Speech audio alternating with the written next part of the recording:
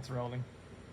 Okay, so I just had to lie myself down here to show you how huge this thing is. Ginormous. I'm about like 5'4". This is like, I don't know, 5 feet tall almost. It is so big, but I'm laughing because this thing cost me a pretty good fortune, about $1,500, including shipping. This is how serious I am at, you know, creating the best art prints for you guys. So yes, everything that you guys will be purchasing from my website will be printed by this machine. Alright, so I literally just got it, so give me like a day or two to figure out how to operate on it, and then we are ready to go.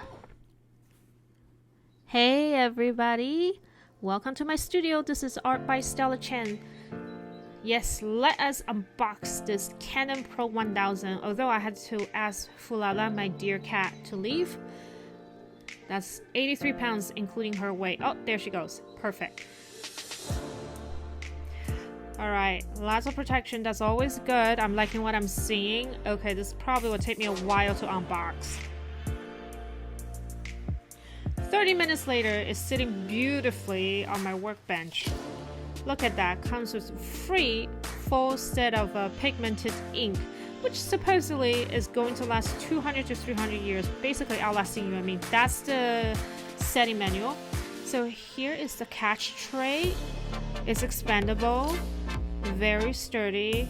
The hinge is working very well. You know, some tray usually gets stuck, not this one. So there are 2 paper feet on the back. I'm only pulling out the last one, and it also comes with expandable trays for larger format papers.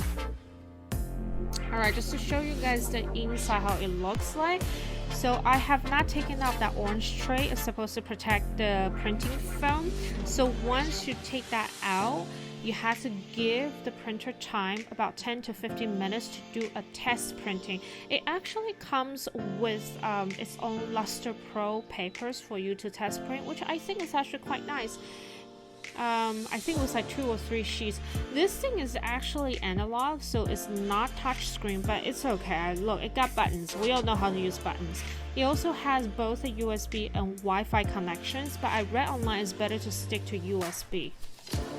Alright, so I just ran the test printing, everything looked good, so I'm gonna do a second test print of my beautiful watercolor Untitled. So far it's got a rainbow of colors, so I just want to see a spectrum of color. So technically this printer is known for its fast printing speed for very high res fine art photo. Oh, look at that. Okay, I'm really liking this. I'm checking out the colors. The colors look almost the same in terms of saturation, pigmentation, almost the same. Actually, in fact, it's the same to my file.